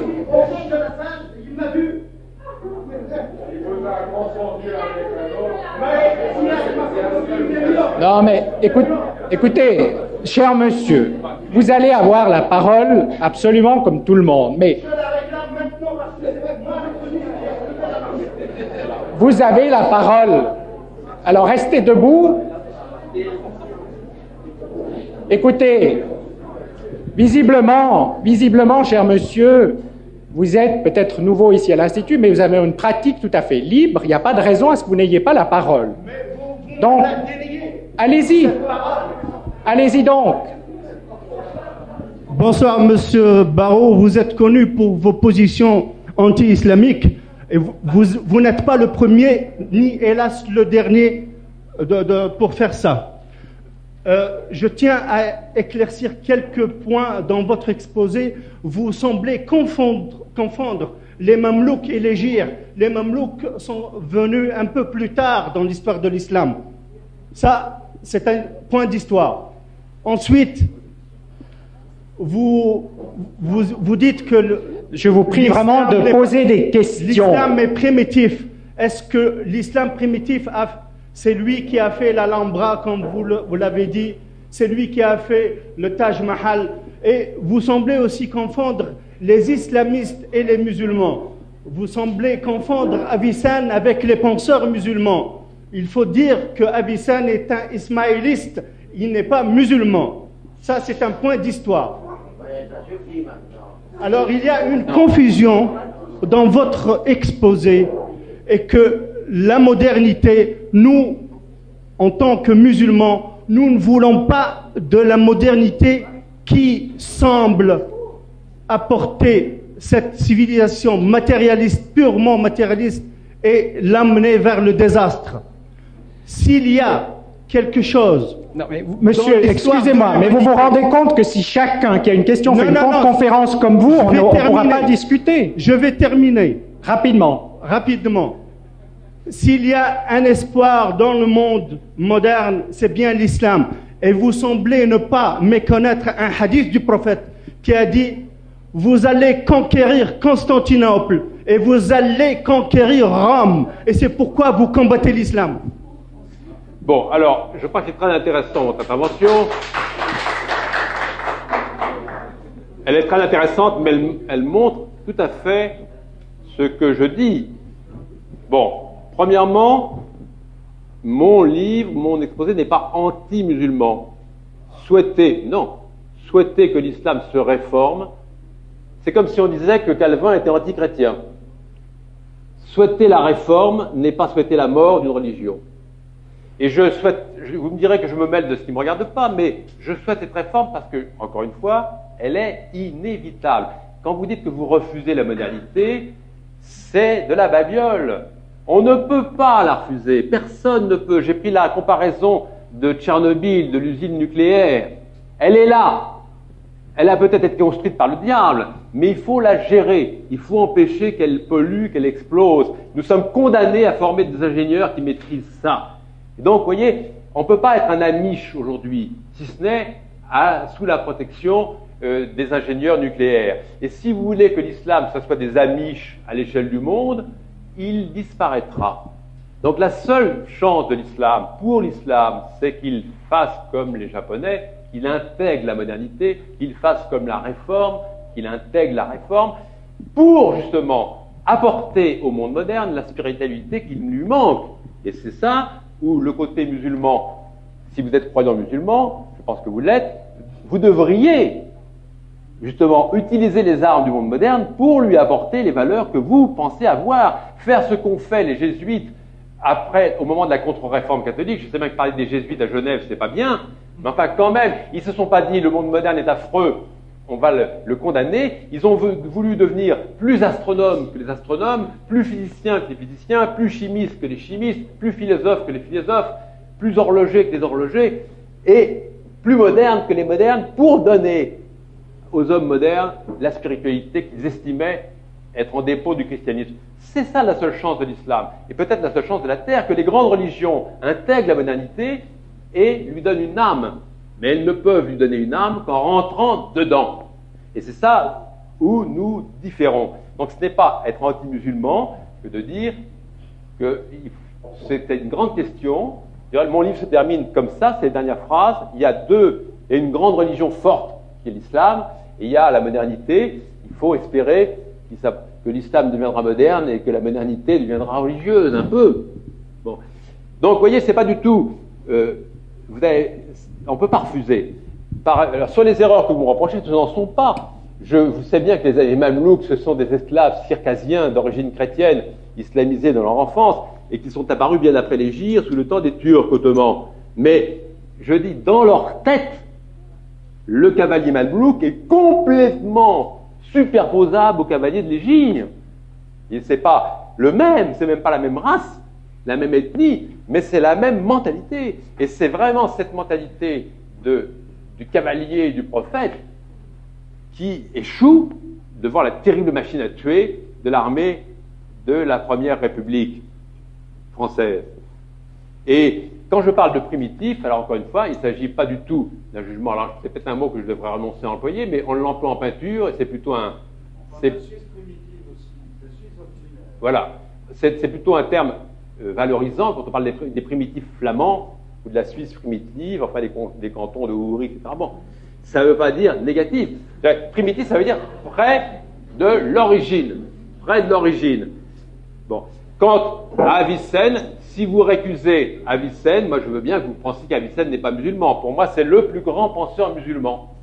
Alors, si vous récusez Avicenne, c'est votre problème. En plus, c'est vrai, la conquête, vous avez accepté et reconnu que l'islam était une religion conquérante, mais moi je n'ai rien contre la conquête. Finalement, les Français ont conquis l'Europe et ils ont mis Napoléon aux Invalides, et même aujourd'hui qu'ils sont devenus pacifiques, ils y restent. Et si Krivine devenait président de la République, c'est pas trotskiste, il n'enlèverait pas Napoléon des Invalides. Et quand le président de la République va à l'Arc de Triomphe, il y a marqué Austerlitz, Iéna, Auerstedt, etc.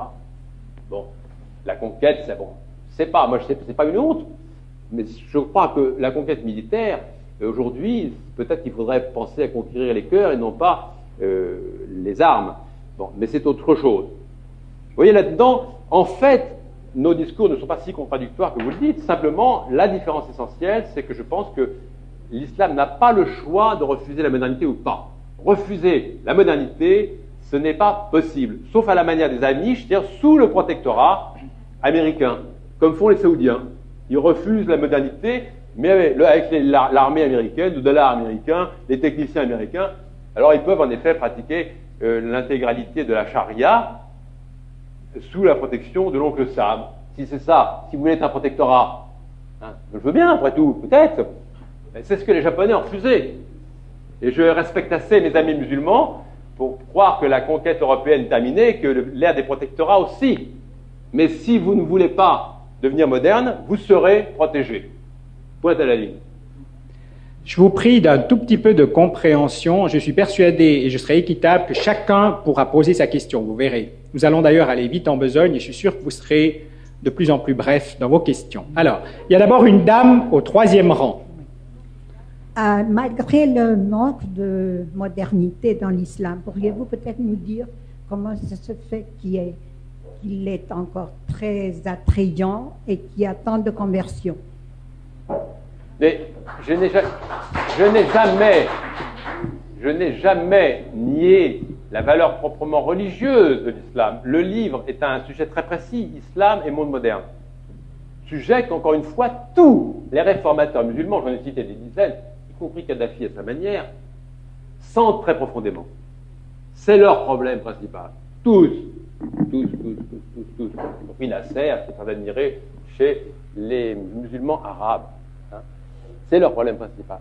Alors, l'attrait de l'islam, il ne vient pas de ça, il vient de ce que c'est qu'une grande force spirituelle, de ce qui a le sens profond de la transcendance, de ce qui donne une morale pour vivre, comme toutes les religions. Alors, est-ce qu'il faut mieux être musulman, juif, catholique, hindouiste? Toutes les religions fortes donnent le sens à la vie, elles sont donc toutes attractives. Bon, je crois qu'on ne peut pas vivre sans religion. Tout le problème de l'homme libre, c'est de choisir la forme de religion la plus ouverte et la plus progressiste. C'est mon point de vue. Mais, bien est certain, j'ai jamais dit que l'islam n'avait pas une grande force d'attrait religieuse. Et que justement, la modernité, les valeurs de la modernité dont j'ai parlé, l'individualité, l'esprit critique et le changement sont des valeurs de conquête. Ce ne sont pas des valeurs de vie. Et c'est sûr que le monde moderne il s'est nourri du judéo-christianisme et de sa richesse spirituelle, ou au Japon il s'est nourri du Shinto. Maintenant que ces grandes religions sont en voie d'affaiblissement, le monde moderne est en train de perdre la boule. Plusieurs questions là-bas. Alors il y a maintenant plusieurs questions. Voilà, à vous de décider l'ordre dans lequel vous allez intervenir. Il y a 3-4 questions là-bas. Alors monsieur commence. Voilà. Alors cher monsieur Barrault, j'aurais une question à vous poser. Donc quand vous parlez de la modernité, il y a quelque chose qui me surprend quand même. Il y a des pays, par exemple, comme l'Irak ou la Libye, donc qui ont atteint un certain stade de modernité par rapport aux normes occidentales, et qui pourtant, on l'a vu en Irak, ont été victimes d'une guerre innommable, d'un véritable crime de guerre. Pourtant, ils ont atteint ces normes de modernité que vous êtes en train de nous prêcher depuis bientôt 1h30. Première question. Et ma deuxième question, c'est au nom de la modernité, de la démocratie, au sud du Sahara, en Algérie actuellement, on a enfermé plus de, je crois, 12 000 personnes dans des conditions intenables. Ces personnes, c'est donc les membres du Front islamique du Salut. Je viens personnellement de revenir d'Algérie et je peux je peux vous prouver que le Front islamique était le seul parti en Algérie qui avait les possibilités de sortir l'Algérie de son impasse économique, politique et culturelle. Ça, c'est ma première question. Et ma deuxième question, je termine. Écoutez, deux questions, c'est pas mal. Hein, s'il vous plaît, ma deuxième question. Laissez-en encore quelques-unes pour d'autres. J'aimerais que M. Barrot m'explique pourquoi actuellement la République islamique d'Iran devient une puissance sur la scène internationale, à tel point que Claude Chesson a dit que ce pays était devenu une grande puissance actuellement et que tout le monde se précipite en Iran, que ce soit les pays du Golfe ou les Occidentaux. Voilà, j'ai terminé, je vous remercie. Ça fait beaucoup de questions, mais intéressantes. Oui, oui, tout à fait. Alors pour l'Irak, bien sûr, je pense que l'Irak était d'une certaine manière un des pays les plus modernes du monde arabo-musulman. D'ailleurs, Saddam Hussein est un athée. C'est simplement sous la... complètement...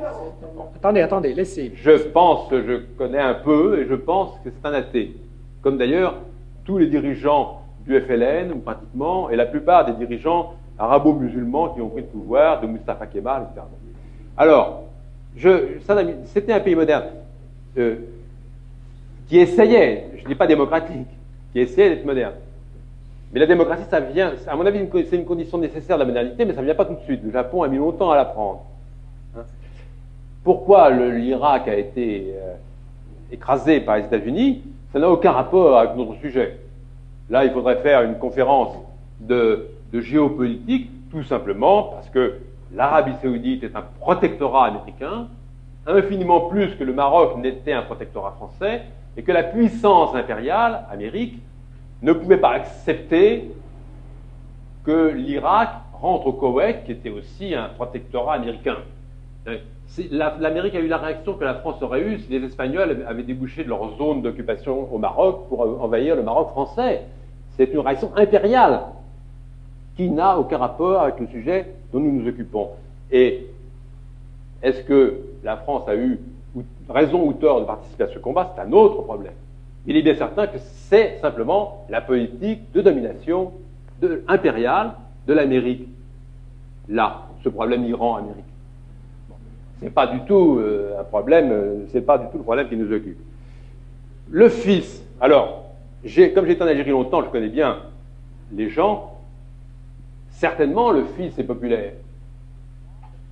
Mais je crois qu'il ne pouvait mener l'Algérie qu'au désastre. Parce que l'obscurantisme n'est pas une manière de répondre à la modernité. Ça ne veut pas dire qu'on a raison de mettre des milliers de personnes en prison, c'est un autre problème. Je crois que le triomphe du schisme, ça aurait été la régression. Et sur l'Iran, que je connais bien aussi, je peux vous dire que vraiment, l'Iran était une très grande puissance au temps du Shah, que je n'aime pas, mais c'est un fait.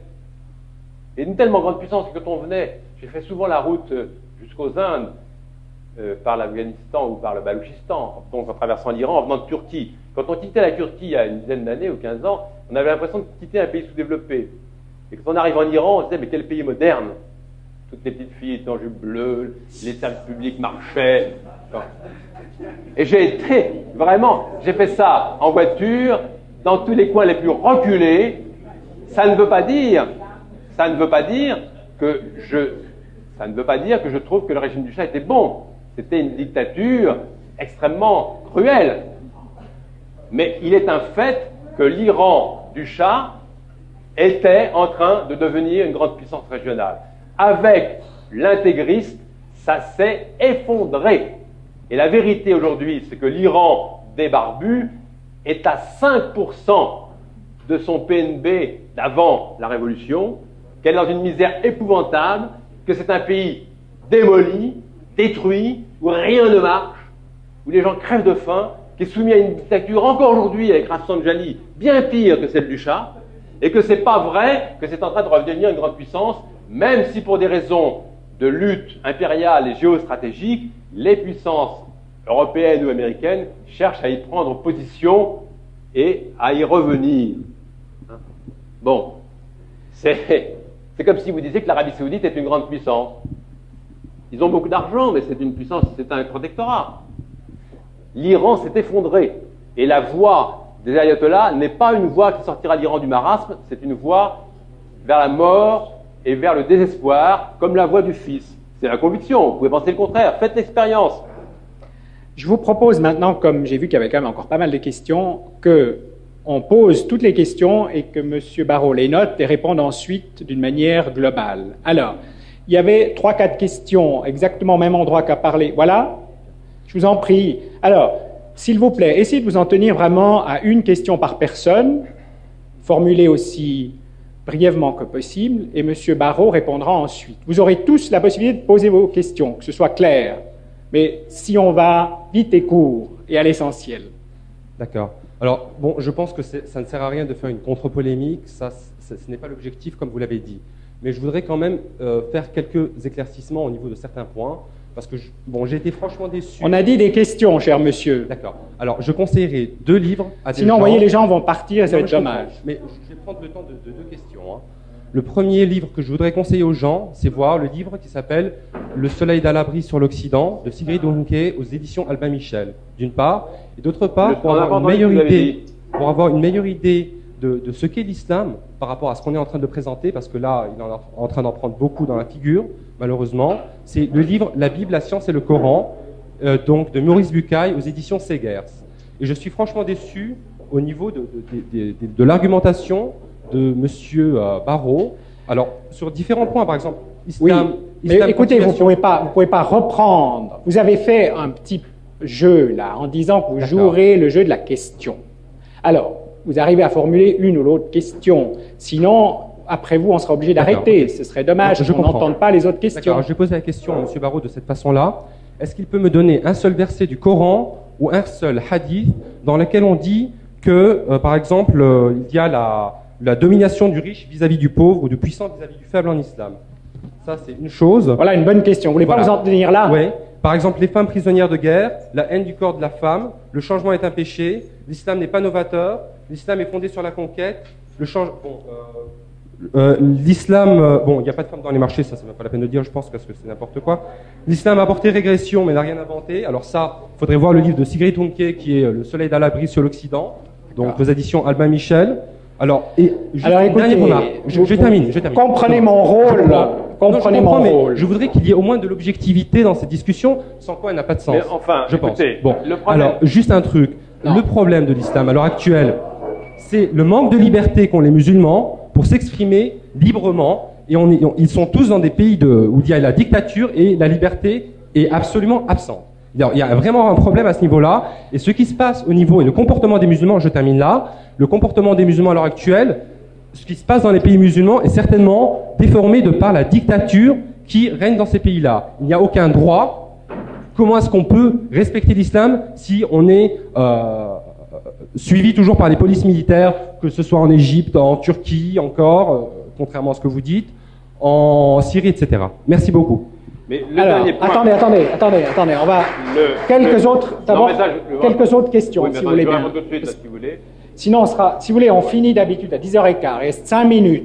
Alors, je vous propose quand même, rapidement, M. Barrault, si vous permettez, de manière à ce que les gens restent encore. Écoutez, on va convenir de la chose suivante. Il y a certainement encore des questions importantes. Alors, on se fixe environ 10 minutes en tout. Sinon, à chaque question, il y a 5 ou 10 personnes qui partent. Alors, quelques questions. Allez-y. D'abord, il y a monsieur et puis après vous. Allez-y. Mais alors, vraiment une question. D'accord. Bonsoir, monsieur Barrault. Moi, j'aimerais ajouter juste une petite question à ce que monsieur vient de dire. Et qui étaient les professeurs des Européens au Moyen-Âge? J'aimerais savoir. Bon, alors attendez, monsieur Barrault, s'il vous plaît. Vous, monsieur, j'ai un rôle difficile, mais ayez un peu de compassion. Attendez, on vous donne le micro. Quel est le rapport entre ce sujet en général et l'immigration, le racisme? J'aimerais bien savoir pourquoi, en fait, on a parlé de ce sujet-là dans ce contexte général. Deuxièmement, en quoi cela peut aider les gens dans les différents pays musulmans qui se cherchent, qui essayent de chercher des voies vers le modernisme, la liberté, et en quoi ça peut les aider de voir dans le texte de M. Barrault que j'ai lu, en parlant de gens qui prient, qui dit des gens qui se plaisent à se prosterner dans la poussière. Est-ce que une description de quelqu'un qui essaye de prier dans des conditions, Dieu sait, est-ce que cette description-là peut aider à ce qu'on présente les choses de façon positive et à ce que voilà. Encore une ou deux, et puis vous répondrez globalement comme convenu. Alors, qui aurait encore des questions? Espérons, voilà, bon, une ou deux. Une, deux. Ah, monsieur, pendant que vous êtes là, il y a monsieur ici au premier rang, et après il y a encore deux questions au fond de la salle, et vous serez d'accord. N'oubliez pas que vous pouvez continuer à poser des questions à monsieur Barrault tout à l'heure, pendant le rafraîchissement. Le conférencier me permettra d'insister, mais en tant que politicien français, je voudrais quand même qu'il puisse nous donner son point de vue sur la guerre du Golfe et sur la façon dont cette guerre du Golfe a été en faveur de la modernité. Parce que moi, à mon avis, je pense qu'elle a été contre la modernité. Merci, monsieur. Deux questions au fond de la salle, et ensuite, monsieur Barrault répondra. Et monsieur Barrault ne s'arrêtera pas là. Je le répète encore une fois, vous avez encore le temps de poser des questions pendant un bon moment tout à l'heure. Mais c'est pour éviter que la moitié de la salle ne s'en aille. Alors, deux questions au fond de la salle, monsieur. C'est égal qui commence. J'espère que vous êtes d'accord. Mais question, encore une fois, s'il vous plaît. Je n'ai pas lu le livre de monsieur Barrault, mais du moment qu'il parle de modernité et d'islam, j'aurais aimé savoir comment il perçoit l'ijtihad comme moyen pour les musulmans de s'adapter à l'évolution. Une question encore tout au fond. Monsieur Barrault, bonsoir. Excusez-moi si j'ai fait des fautes de langue. Ma question, comment pouvez-vous expliquer la contradiction que vous avez commise en disant que, d'une part, les pays musulmans ne peuvent espérer déprogresser qu'en abandonner la religion et qu'en devenir des pays laïcs ou des États laïcs. Et d'autre part, vous avez reconnu le fait que la Turquie et les autres pays musulmans sont dirigés par des gouvernements laïcs et ont abandonné l'islam. Et c'est cela depuis un siècle maintenant. Merci. Voilà, je vais répondre à toutes ces questions. D'abord, je dirais que cet échange est extrêmement révélateur et, à mon avis, prouve à quel point le livre que j'ai fait est nécessaire. Bon. Parce que, non. Parce que, nom d'un chien, il faut absolument que nos amis musulmans s'habituent à la critique. Il faut qu'ils s'habituent à entendre des choses qui ne leur plaisent pas et qu'ils répondent non par l'invective ou l'obstruction, mais par la discussion jésuitique. Hein? C'est-à-dire, oui, absolument, c'est-à-dire... Attendez. Il faut s'habituer à la critique. Chacun mon tour, comme on dit en français. Mais devant la critique moderne, les théologiens chrétiens ont essayé d'intégrer, je parle des jésuites parce que c'est eux qui l'ont fait par excellence, d'intégrer la modernité pour devenir plus moderne que le moderne et dire ce qu'ils avaient à dire sur le plan spirituel. Je pense que c'est le chemin de l'islam et je crois qu'il faut critiquer quand on aime. Ceux qui ne vous critiquent pas, ceux qui vous passent la main dans le dos, ceux qui vous disent que votre religion, c'est bien, que c'est formidable, et qui vous racontent, ce sont des gens qui vous méprisent. Sachez-le. Et c'est parce que j'aime l'islam et les musulmans, que j'ai beaucoup d'amis, et que je connais ces pays qui me sont chers, que je dis ce que je dis. Les autres, ils ne le disent pas parce qu'ils vous méprisent, parce qu'ils pensent que vous n'êtes pas capable d'entendre la critique. Bon, la démocratie, bien évidemment, la démocratie est quelque chose de fondamental et, à mon avis, le monde moderne ne peut pas marcher sans elle à long terme. Mais c'est une longue construction. Et il est vrai que la dictature est quelque chose de tout à fait dommageable. Un instant de patience encore, s'il vous plaît. On va encore écouter le conférencier quelques instants. Alors, quelqu'un a demandé qui était le professeur des Européens au Moyen-Âge. Alors là, je le dis, l'Empire byzantin. Oui, absolument. à la suite de Braudel, de Plaignol, de Pirenne, un certain nombre de gens. La légende dorée des orientalistes a majoré extraordinairement le rôle de l'islam dans la transmission culturelle. Or, nous savons aujourd'hui que nous avons des moyens informatiques et modernes, que 95% des informations qui nous viennent de l'Antiquité sont venues par l'Empire byzantin, dont le rôle est complètement occulté dans l'historiographie et l'histoire contemporaine, et non pas par l'Andalousie ou les Arabes. Du reste, c'est parfaitement normal. Comment voulez-vous que les Arabes de l'Arabie centrale, que les morts du Front Polisario, de Mauritanie, d'Almohade ou Almohavide, que les... Mais non, c'est une... Non, mais... C'est une image. Attendez. C'est une image. Je veux dire que les Almohades... S'il vous plaît, laissez donc... Chacun devrait pouvoir quand même dire son mot, là. Les Almohades et les Almohavides, ce sont des Mauritaniens du désert. Les Turcs étaient aussi des nomades des déserts, comme les Mongols. Comment voulez-vous que ces gens-là apportent aux grandes civilisations, aux cultures sédentaires, quoi que ce soit concernant l'agriculture, l'architecture, l'organisation d'une cité complexe? Ils ne le savaient pas. Ils n'ont rien apporté. Ils ont... Non. L'Espagne, en particulier l'Espagne arabe, c'est l'Espagne romaine qui continue, avec une minorité. Les musulmans ont toujours été... Il est extraordinaire de voir ce mythe de l'Andalousie. L'Espagne arabe, c'était l'Algérie française retournée. C'est-à-dire que c'était une petite minorité de dominants militaires arabes, avec une énorme majorité de chrétiens et de juifs. Donc il ne faut pas oublier. Et c'est marrant d'ailleurs oui, c'est ça. Bon. Alors, si vous voulez pas, c'était comme les Balkans. Monsieur, attendez donc. Alors, laissez s'exprimer, monsieur Barrault. Je balaye les sujets. Je disais donc qu'il faut s'habituer à la critique. Et surtout, quand on est intellectuel. J'ai fait le tour de France des FNAC. J'ai vu des centaines de beurs dans les forums des FNAC qui n'étaient pas comme vous. C'est-à-dire qui étaient absolument ouverts à la critique. Et en particulier de filles. Et si vous laissiez parler un peu les filles musulmanes, vous entendriez sur l'islam des choses absolument... Bon, il faut s'habituer à la critique. Bon, il ne faut pas tomber dans les jambes dorées. Il ne faut pas non plus ne pas comprendre. Se prosterner le front dans la poussière, c'est une citation des Mémoires d'outre-tombe de Chateaubriand qui cite une discussion qu'il a eue avec Bonaparte. Et Bonaparte disait ça avec la plus grande admiration.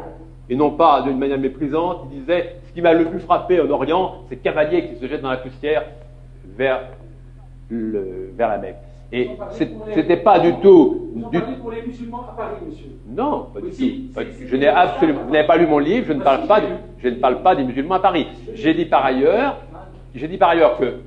Alors, c'est autre chose qui s'adresse à toutes les religions. Dans le monde moderne, les religions doivent être discrètes. Je le crois.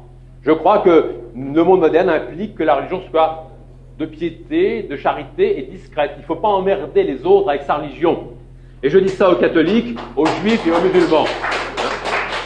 Et donc, prier ostensiblement en public, ce n'est pas discret.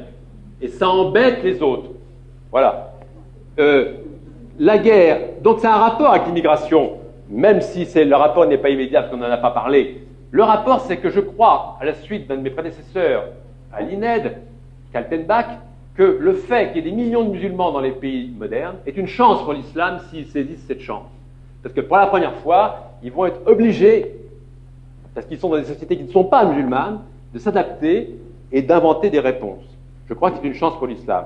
La guerre du Golfe, il me semble, j'en ai parlé tout à l'heure suffisamment, je vous dis c'est un problème de la domination impériale américaine, je ne parle pas de jugement, mais donc c'est pas du tout le problème qui nous occupe. On peut être contre, on peut être pour, ça c'est autre chose, mais ça n'a aucun rapport. Du reste, je vous signale que l'Irak et l'Arabie Saoudite étaient tous les deux musulmans, c'était aussi une guerre civile musulmane qui opposait des musulmans entre eux. Aussi, chacun ayant son camp et ses occidentaux. Les Irakiens ayant les Russes, malheureusement qui ont fait des faux à ce moment-là, les autres ayant les Américains. L'Ijtihad, c'est au début à la fois pour Mahomet la guerre sainte et l'effort d'ascèse sur soi-même et de charité, les deux. Précisément parce qu'il n'y avait pas de différence pour lui.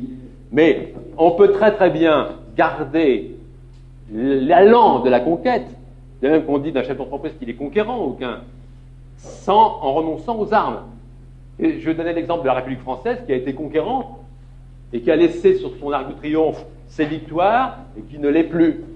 Donc on peut transformer cette puissance conquérante en une puissance spirituelle, c'est la seule voie possible aujourd'hui.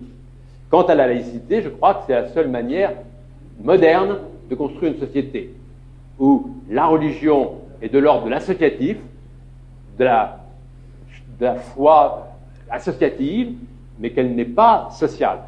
Une société moderne, une société qui n'a pas de religion dominante, qui est laïque, tout au moins à mon point de vue, et où tous les croyants peuvent vivre dans la paix, en se respectant les uns les autres, mais où l'État et la citoyenneté n'ont aucun rapport avec la religion.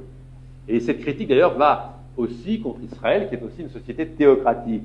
Je crois que la laïcité est fondamentale. Et c'est un grand progrès, et c'est un des points de progrès que la France a, et qu'elle doit... Alors, je n'ai jamais parlé d'abandonner l'islam. Au contraire, je pense que pour sauver l'islam et ce qu'il a à dire de fondamental au monde, il faut qu'il se réforme. S'ils ne veulent pas se réformer, l'islam disparaîtra. Pas dans 10 ans. Merci. Attendez une seconde. Je voudrais simplement encore dire, malgré tout, voyez, attendez une seconde. Je voulais remercier et M. Barrot et le public d'avoir, même avec un peu d'animation, permis de traiter un sujet, de l'aborder de manière relativement saine encore et sereine. Et je répète à l'intention de certaines personnes qui sont peut-être insatisfaites que tout problème, je répète, peut être repris ici à l'Institut et discuté plus amplement, plus en détail. Au sujet du rapport avec l'immigration, je voudrais compléter la réponse de M. Barrot. Regardez bien le programme, il s'agit d'un éclairage extérieur sur la France, et vous savez combien ce thème intervient de manière évidemment politique, idéologique et démagogique en France. Il était par conséquent normal de vouloir l'aborder, ne serait-ce que par la bande, mais sachez-le encore une fois que ce n'est qu'un début de discussion et que nous sommes ouverts à toute proposition pour organiser des débats complémentaires. C'est vraiment là, je crois, l'esprit de l'Institut. Une dernière remarque, cher monsieur le professeur. Mais quand j'étais au séminaire, mes maîtres sulpiciens m'avaient appris que quand il y avait des choses qui m'agressaient, des idées qui ne me plaisaient pas, il fallait toujours, dans un premier temps, dire concedo. Je concède tout ce qu'il y a de vrai dans votre raisonnement. Et ensuite, on disait cède contra. Mais je ne suis pas d'accord parce que, en fait, votre raisonnement, quoi qu'il soit juste en partie, il n'est pas juste totalement. Ça, c'est une vraie discussion. C'est la manière jésuite. Ce que vous avez fait, c'est absolument le contraire. Ça veut dire veto, opposition, ça veut dire cacher ce sein que je ne saurais voir. C'est de la tartufferie. Hein? Alors, si les questions du monde moderne vous gênent, elles retentiront sans vous, qu'est-ce que vous voulez? Écoutez.